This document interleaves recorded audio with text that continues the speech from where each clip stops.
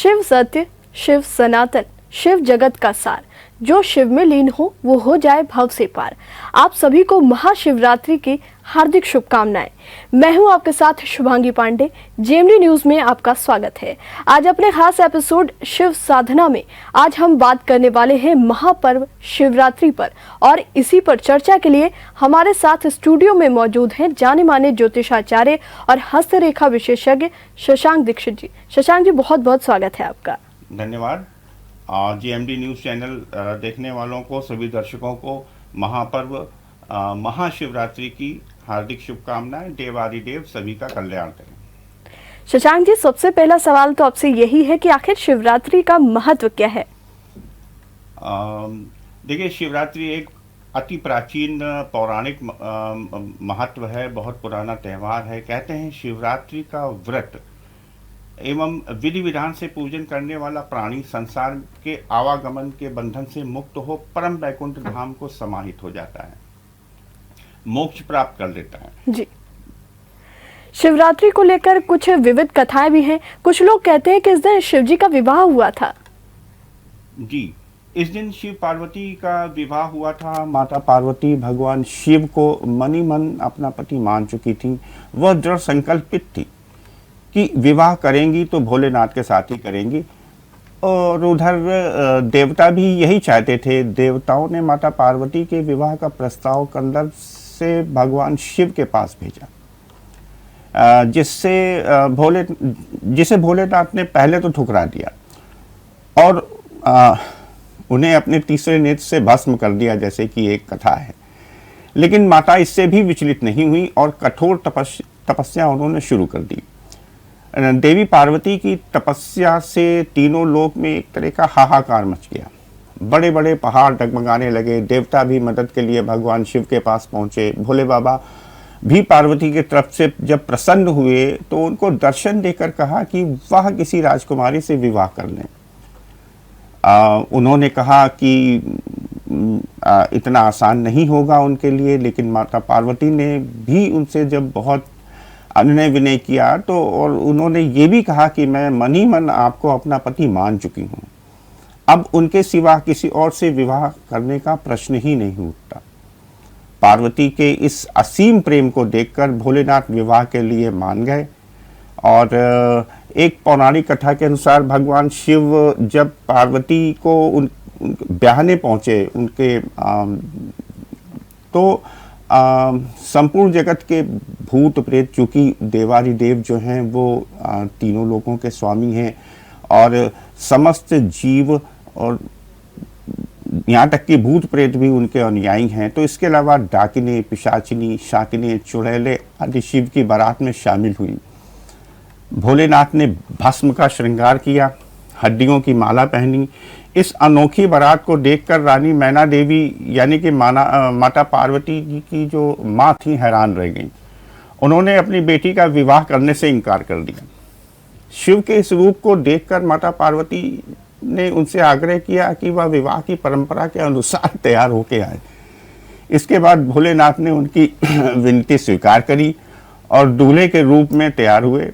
उनके इस अनुपम सौंदर्य को देखकर रानी मैना देवी भी चकित रह गई, क्योंकि कर्पूर गौरम करुणावतारम कहा गया है, तो कपूर की जैसे गौर वर्ण भगवान शिव। और इसके बाद सृष्टिरचयिता श्री ब्रह्मा जी की मौजूदगी में देवी पार्वती और भोलेनाथ का विवाह संपन्न हुआ। पौराणिक कथाओं के अनुसार शिव पार्वती के विवाह की यह तिथि महाशिवरात्रि कहलाई। त्रयोदशी तिथि फाल्गुन मास कृष्ण पक्ष प्रदोष काल में यानी कि सूर्यास्त के बाद में महाशिवरात्रि मनाई जाती है। और मान्यता यह भी है कि महाशिवरात्रि का व्रत करने वाले जो भक्त होते हैं उन्हें मनोवांछित फल की प्राप्ति होती है।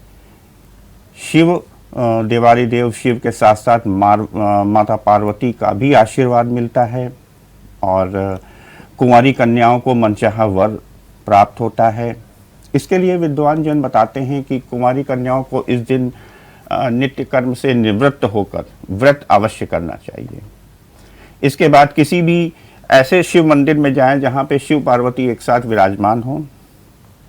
पार्वती जी को सुहाग का सामान अर्पित करें, जो भी सुहाग का सामान होता है वो अर्पित करें।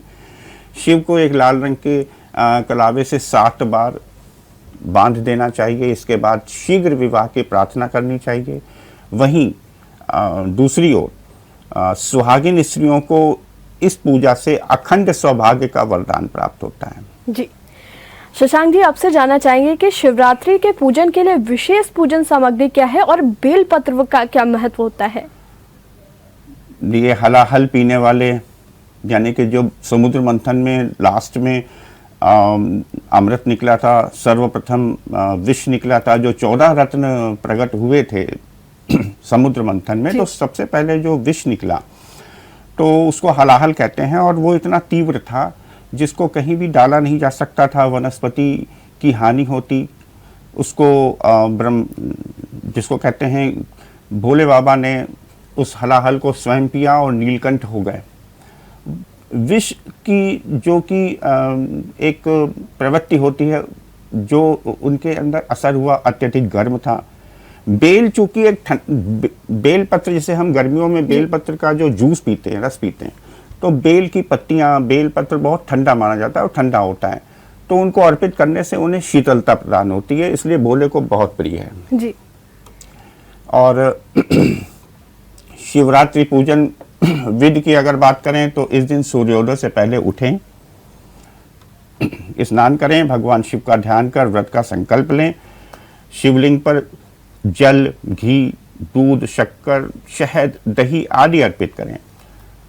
बाबा भोलेनाथ को बेलपत्र, धतूरा आदि चढ़ाएं। धतूरा कभी शिवलिंग के ऊपर नहीं चढ़ाया जाता, धतूरा हमेशा अर्घ्य में नीचे चढ़ाया जाता है।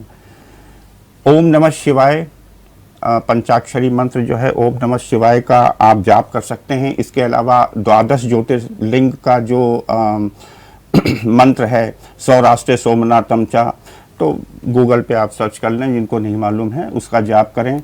श्री शिव नमस्तुभ्यम का भी जाप कर सकते हैं जी। और भगवान शिव के साथ माता पार्वती जी की भी आरती करें। उनका जो परिवार है, कार्तिकेय हैं, गणेश हैं, जो उनके वाहन हैं, उनका भी पूजन अवश्य करना चाहिए। और भगवान को भोग में कुछ मीठा जरूर अर्पण करना चाहिए जी। शशांक जी, शिवरात्रि पर भगवान शिव को किस चीज का भोग लगाना चाहिए? बेल है, बेर है, धतूरा, भांग, शक्कर, घी, शहद, दही। शिवरात्रि के दिन सबसे पहले स्नान करने के बाद में भगवान शिव की पूजा करने से पहले शिवलिंग को स्नान करवा कर उसका अभिषेक जरूर करें। इसके लिए एक पात्र में थोड़ी सी केसर, दूध, दही, घी, इत्र, शहद, चंदन, भांग और चीनी ना हो तो खांड मिला सकते हो, चीनी की जगह खांड भी मिला सकते हैं। शिवलिंग का अभिषेक करना चाहिए। भगवान के अभिषेक के साथ साथ इस दिन शिव जी को खास भोग चढ़ाने का विशेष महत्व होता है। जैसे बेलपत्र चढ़ाने से गुड़ से बना हुआ पुआ बहुत प्रिय जी। हलवा और कच्चे चने का भोग भी लगाना चाहिए। इससे शिव बहुत प्रसन्न होते हैं, भोलेनाथ हैं, बहुत जरा सी उसमें प्रसन्न हो जाते हैं। भगवान को भांग चढ़ाने का भी विशेष महत्व है। हालांकि सेहत को ध्यान में रखते हुए भोग में भांग की मात्रा बहुत कम रखें। और मालपुआ है, ठंडाई है, लस्सी है, हलवा, मखाने की खीर हो गई, ये सारी चीज़ें आप उनको अर्पित कर सकते हैं। इस बार का जो शिव पूजन होगा उसका शुभ मुहूर्त क्या है, हमारे दर्शकों को बताइए। इस वर्ष, पिछला वर्ष तो कोरोना की वजह से थोड़ा सा जो है वो बाधित हुआ जी। इस साल 2022 में मंगलवार के दिन महाशिवरात्रि का पर्व 1 मार्च को सुबह 3:16 से शुरू होके और 2 मार्च, इसका जो मुहूर्त है 2 मार्च सुबह 10 बजे तक रहेगा। शिवरात्रि की रात को पूजा 4 पहर में की जाती है। सबसे पहले पहर की पूजा शाम 6:21 और रात्रि में 9:27 के बीच की जाएगी। और दूसरे पहर की पूजा 9:30 से लेके और तकरीबन 12:33 के बीच में। तीसरे पहर की पूजा 12:33 से लेके और सुबह 3:40 के बीच चौथे पहर की पूजा तकरीबन वही 3:45 बजे सुबह से लेके और सुबह 6:45 के 6:45 के बीच में। और महाशिवरात्रि के दिन सुबह वैसे 11:15 से 12:30 के बीच में अभिजीत मुहूर्त रहेगा। तो आप कोशिश करें कि जो भी मुख्य पूजा है शिवरात्रि की, तो वो 11:15 बजे से लेके दोपहर 11:15 बजे से लेके और दोपहर 12:30 के बीच में आप पूजन कर लें। इसके बाद दोपहर 2 बजे से लेके तकरीबन 3 बजे तक का भी विजय मुहूर्त रहेगा। पूजा का कोई शुभ कार्य करने के लिए दोनों ही मुहूर्त सर्वश्रेष्ठ हैं। जो लोग प्रदोष काल में या शाम के वक्त में पूजन करते हैं, वो तकरीबन 5:45 बजे शाम से लेके और 6:15 बजे गोधूली मुहूर्त होता है, उसमें पूजन करके लाभ प्राप्त कर सकते हैं। शशांक जी, ये तो बात होगी मुहूर्त की। शिवरात्रि पर व्रत और पूजन करने की क्या विधि है और क्या कुछ बातें इसमें वर्जित हैं? व्रत में अन्न नहीं खाते हैं, फलाहारी व्रत रहा जा सकता है। जिस तरह से सावन में एक टाइम को अन्न लेते हैं शाम को, शिवरात्रि में दोनों टाइम अन्न नहीं खाते हैं। आप फलाहारी ले सकते हैं, दूध ले सकते हैं, फल केला आदि वगैरह जो भी है। तो शिवरात्रि के समय भगवान शिव का पूजन करने के लिए साफ आसन पर बैठें जी। सर्वश्रेष्ठ यह है। पूजा की सभी वस्तुओं को एकत्रित करके सही स्थान पर रखें। इसके बाद स्वस्ति पाठ करें। इसके बाद भगवान भोलेनाथ और माँ पार्वती को याद करते हुए संकल्प लेकर पूजा अवश्य करें जी। संकल्प लें और पूजा के बाद हाथ में बेलपत्र और अक्षत चावल लेकर भगवान शिव का ध्यान करें। इसके बाद शिवलिंग को दही, घी, शहद और चीनी से स्नान कराएं। फिर सुगंध स्नान के लिए इत्र का भी प्रयोग कर सकते हैं। आखिर में शुद्ध स्नान पानी से अभिषेक कर सकते हैं, करें बाबा भोलेनाथ को कपड़े से, स्वच्छ कपड़े से पोंछकर। उसके बाद में उनको यज्ञोपवीत जनेऊ चढ़ाया जाता है। इसके बाद इत्र है, अक्षत है, फूल माला है, बेलपत्र अर्पित करें। तो कॉमन सी चीज़ है, सब ज़्यादातर लोग करते हैं। भगवान को साफ और धो के फल चढ़ाने चाहिए। इन सब के बाद आरती करें। आखिर में क्षमा याचना करते हुए भोलेनाथ से पूजन के दौरान अगर जाने अनजाने में कोई गलती हो गई हो जी। तो वो एक मंत्र भी होता है, वो उसको आप उनसे क्षमा याचना कर लें कि जी। जी, भगवान शिव के इस व्रत में कौन कौन सी सावधानियां रखनी चाहिए? मनसा वाचा कर्मणा, मन वचन कर्म से किसी को व्रत के दिन खास तौर से ये ध्यान रखें कि रूखा सूखा या जोश में या ऐसा अपशब्द ना बोलें किसी को। जी। क्या शिवरात्रि का रात्रि जागरण आवश्यक है? बिल्कुल, जागरण करना चाहिए, भजन कीर्तन करना चाहिए। देखिए, आपके घर में अगर विवाह होता है, शादी होती है, तो रात में भंवरें पड़ती हैं, सब घर के सदस्य परिवार के लोग एकत्रित होते हैं। तो भोले बाबा भी प्रदोष काल में चूंकि उनकी विवाह हुआ था, तो संभव हो अगर जहाँ तक जितनी देर तक जग सकें भजन कीर्तन करिए। धार्मिक मान्यता है कि महाशिवरात्रि की रात माता पार्वती और महादेव के मिलन की रात है जी। तो इस रात को भजन कीर्तन और पूजन करके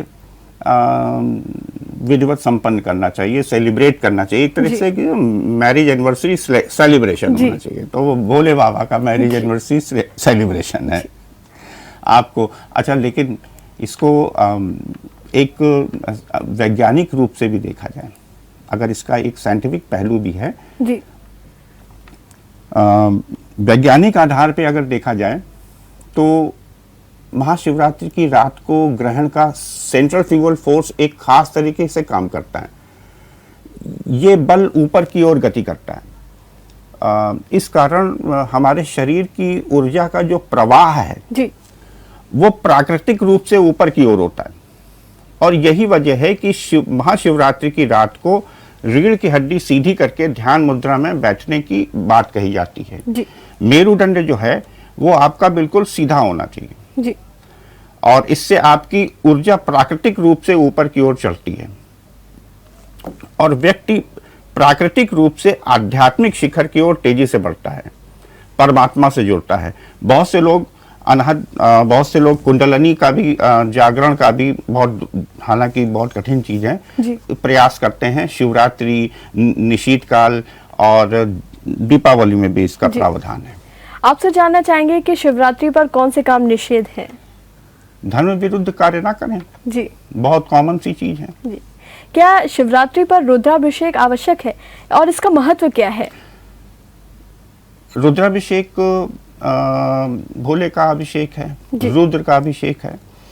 रुद्राभिषेक कर सकते हैं। रुद्राभिषेक यूं तो कभी भी किया जा सकता है, हमेशा शुभ फलदायी होता है। जी। लेकिन महाशिवरात्रि के मौके पर इसका महत्व कई गुना बढ़ जाता है। अगर शिव पुराण के अनुसार रुद्र संहिता में बताया गया है कि महाशिवरात्रि, श्रावण सोमवार और शिवरात्रि पर अगर रुद्राभिषेक किया जाए तो यह विशेष फलदायी होता है। रुद्राभिषेक के दौरान शिवलिंग का पवित्र स्नान किया जाता है और सनातन धर्म में सबसे प्रभावशाली और चमत्कारी पूजन माना गया है। रुद्राभिषेक करके भगवान शिव जल्द प्रसन्न होते हैं और अपने भक्तों के सभी दुखों को दूर करते हैं। महाशिवरात्रि पर्व में आप रुद्राभिषेक अवश्य करें, सामर्थ्य अनुसार करें। कुछ लोग बहुत वृहद करते हैं, कुछ लोग छोटा सा करते हैं, तो जैसी जिसकी श्रद्धा है आप प्रभावशाली ढंग से पूजन करें। महाशिवरात्रि के मौके पे अपने घर में भी कर सकते हैं। यजुर्वेद में एक जगह उल्लेख है, यजुर्वेद में घर पर रुद्राभिषेक करने के बारे में बहुत सारी जानकारियां दी गई हैं। हमारे वेदों में बहुत सारी जानकारी, इससे शिव भक्तों के लिए अत्यंत लाभदायक है। एक छोटा सा सर्वदेवात्मको रुद्र सर्वे देवाः शिवात्मकः, अर्थात सभी देवताओं की आत्मा में रुद्र उपस्थित है और सभी देवता रुद्र से संबंधित हैं। जैसा कि मंत्र में साफ है कि रुद्र ही सर्वशक्तिमान है। यह भगवान शिव का प्रचंड रूप है। इस रूप की विधि विधान से पूजा करने पे ग्रह नक्षत्रों की बाधाएं दूर होती हैं। आपकी कुंडली में या जो भी इस तरह की किसी के ऊपर कोई बाधा है तो वो दूर होगी, शुभ फल प्राप्त होंगे, साथ ही रोगों और परेशानियों से मुक्ति मिलती है। महाशिवरात्रि के दिन भगवान शिव का सबसे प्यारा दिन माना जाता है और क्योंकि इस दिन शिव और शक्ति का मिलन हुआ था, घर पर रुद्राभिषेक करने के लिए सबसे पहले मिट्टी का शिवलिंग बनाएं। अगर किसी के यहाँ शिवलिंग नहीं है तो मिट्टी का शिवलिंग बना सकते हैं। अगर घर पर पारद शिवलिंग पहले से है तो ये और भी अच्छी बात है। इस पूजा की शुरुआत पहले भगवान गणेश की आराधना से की जाती है, फिर माता पार्वती, नवग्रह, माता लक्ष्मी, पृथ्वी माता, ब्रह्मदेव, अग्निदेव, सूर्यदेव और गंगा माता की पूजा करके उनको आमंत्रण दिया जाता है और उनके लिए आसन है, आवाहयामी, स्थापयामी, आसनम समर्पयामी, इस तरह से कह के एक छोटा सा मंत्र है। आप उनको सभी लोगों को आसन और स्थान ग्रहण करवा सकते हैं। इन सभी देवी देवताओं को रोली अक्षत और फूल चढ़ाकर पूजन करें, प्रसाद अर्पण करें और शिवलिंग की पूजा करें। जी। अगर कोई शिवरात्रि पर रुद्राभिषेक ना कर पाए तो क्या कोई सूक्ष्म विधि है?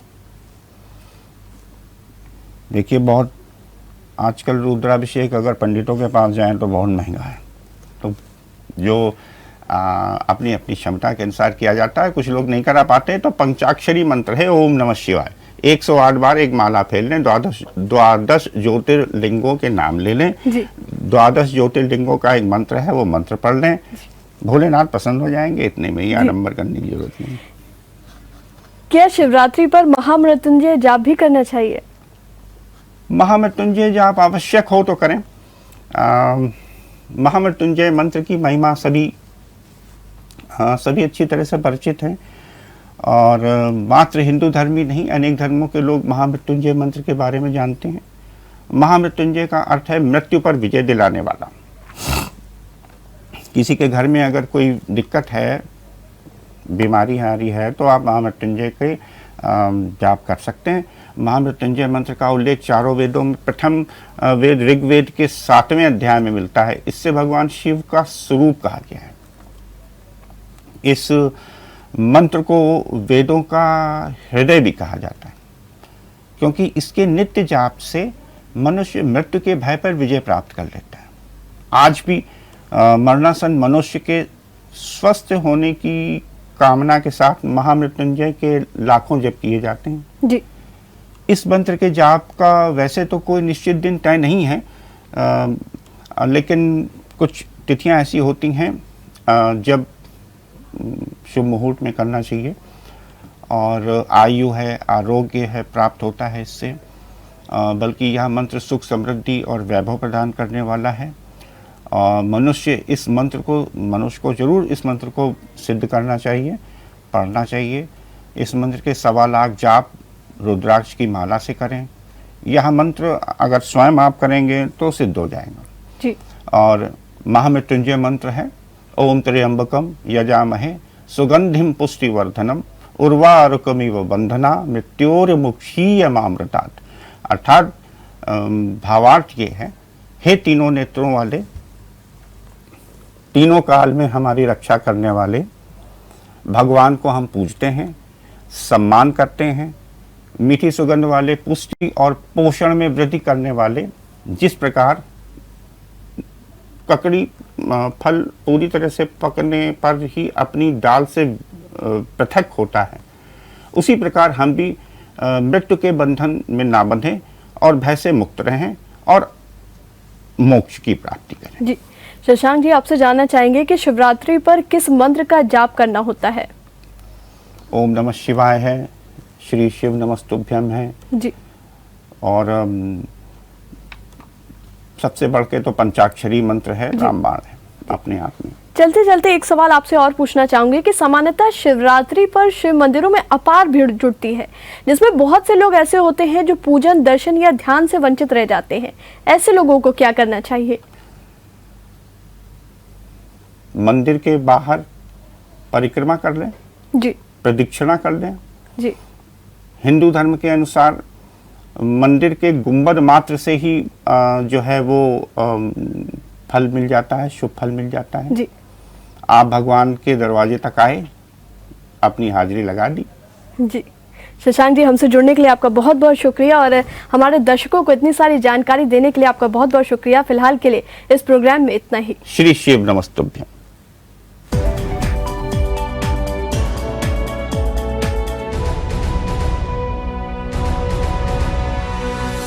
अगर आपको हमारा वीडियो पसंद आया हो तो हमें लाइक करें, सब्सक्राइब करें और ज्यादा से ज्यादा शेयर करें। और हाँ, बेल आइकॉन दबाना ना भूलें ताकि हर खबर का अपडेट आप तक पहुंचे तुरंत। आप हमें इंस्टा, ट्विटर और फेसबुक पर भी फॉलो कर सकते हैं। हमारी आईडी है @JMT News